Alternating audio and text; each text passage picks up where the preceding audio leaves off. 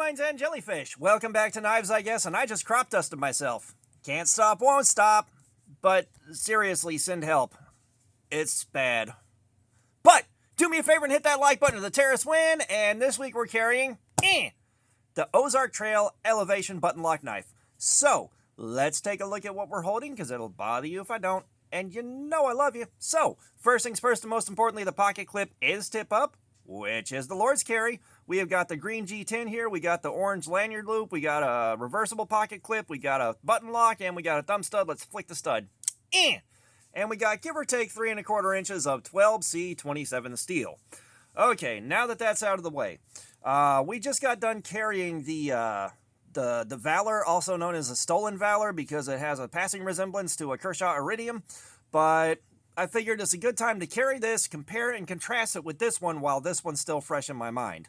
That seems to be the best way to go about doing this, and I wanted to go ahead and get this out of the way. Of course, this is the meme knife. This is the nuisance knife. These guys right here, along with this one still somehow, are popping up all over my Facebook feed, on my Reddit groups, everywhere else. Like, everyone's still kind of freaking out over them.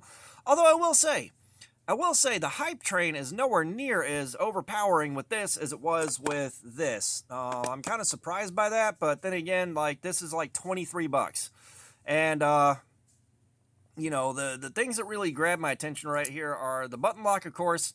The button lock on this is kind of one of those where it's going to take me a little while to get my timing figured out on it, because I like to close these a little bit too fast and it bounces back open on me.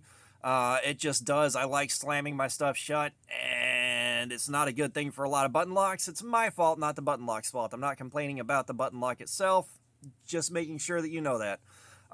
It will centrifugal open, which I like. It's going to take me a while to get my touch down with that and get it to where my muscle memory for this particular knife is where I want it to be for getting it open first time every time. A lot of guys don't like centrifugal opening, however I do. It does it out of the box. I'm not going to complain. The D10 on it's still pretty nice, no major issues there. The pocket clip, you got a nice strong pocket clip. It's like a 9 on that pull. Like, that thing is strong as hell. The dingus end of this is raised up. It's going to get over the hem of a pocket really easily. The screws are recessed, which is a little unexpected. The screws are recessed in there, so that is very cool. It's going to get in the pocket, and it's going to hold still very nicely. Now, this right here, where it looks like they got halfway through designing a bottle opener and just gave up, that's always really annoying, because that's a spot to catch on your finger when you're sticking your hand in your pocket. You know, it's hanging here, you go to reach in, and that just grabs you, and, like, it's real bad about grabbing right here. That's going to be one of those things.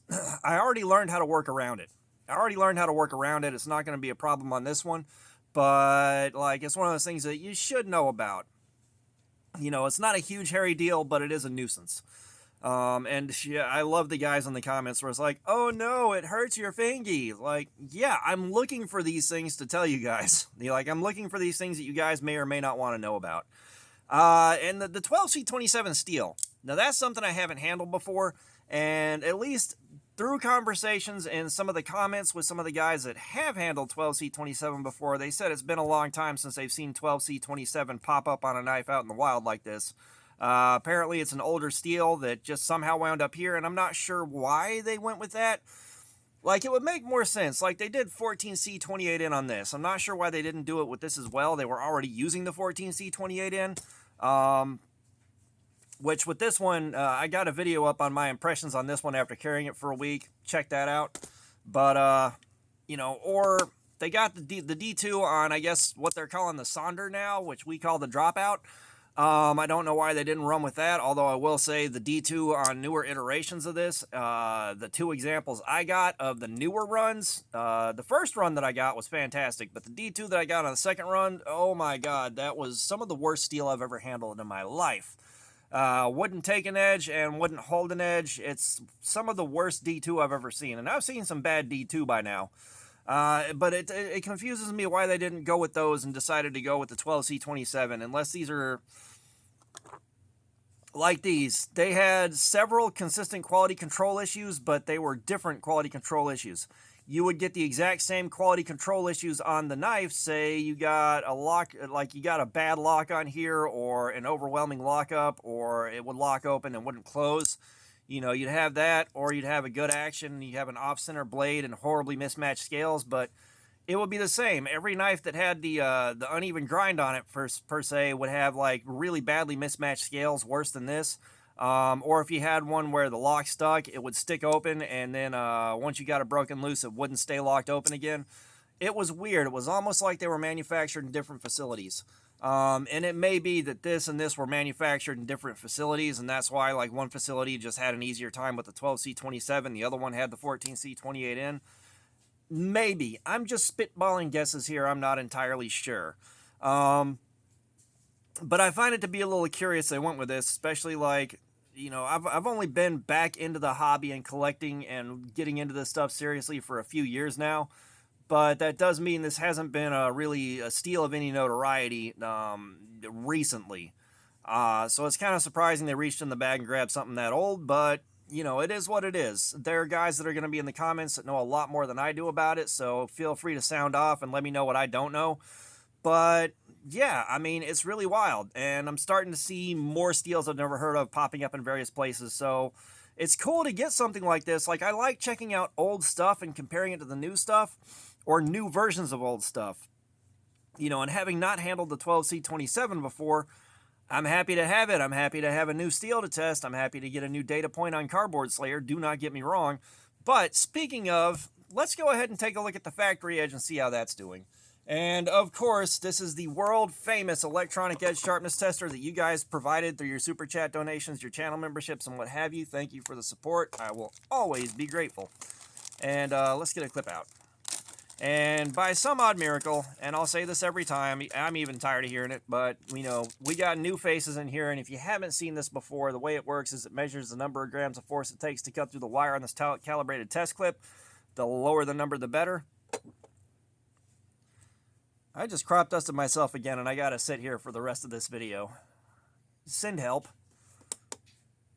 Oh, that is bad. Oh, let's get this done. 218. So the 218 is better than the last Ozark trail that we did. The 218 I'll take. I can live with 218. It's not the best I've ever seen. I like them sharper than that. I like them in the 150 to 175 range. But 218, I'll take that. I'll take that and work with it. So hopefully it treats me well. Now, what I am expecting over the course of the week, because it's such a similar design to the Valor, is going to be very similar to the Valor. However, the button lock, it's going to take me a few days to get used to opening and closing this thing. Well, closing it, really. Opening it, the thumb stud's fine. It works fine. You got the centrifugal open on it, which this one, the action's just tight enough that it's hard to do under the camera. But that's going to be the bane of my existence right there, is getting used to closing it. I will, every time I have a button lock that does this, give it about 2 days, and I'm used to closing it, and it's not really a problem anymore. But for that first couple of days, whoo boy, it's going to bounce open on me every time. And because I'll forget that I'm using a button lock, or I'll use a button lock and forget that they're a little bit more temperamental. You know, it's just like back in the day, I didn't understand how liquor works, so I'd be like 14 shots in the course of like the first 30 minutes. And it's like, why am I not feeling this? Oh, that's why. So, yeah. Looking forward to another adequate week with it. Hopefully it does better than I think it does. I like it when these things do well. But that being said, again, like, unless this thing like pulls a rabbit out of the hat and just blows me away 100%, I would advise, unless you're a collector and unless you're buying this for the novelty of it, you know, for the novelty of Walmart selling something like this, I'd just jump on a Civivi while I'm at Walmart and kind of blow past this. You know, and like I said, check out the last video I did on the Valor. It'll kind of let you know what I think about it so far. But I can't think of a lot else to say about this thing that I haven't already said, so thanks for looking at my crap. Subscribers, you guys are awesome. Y'all keep coming in. I appreciate you so much. If you haven't subscribed, please do. We got live streams, regular videos. There's plenty of activities. Comments, I love some feedback. Let me know what you think about this thing. If you've got one, let us know how it's treating you.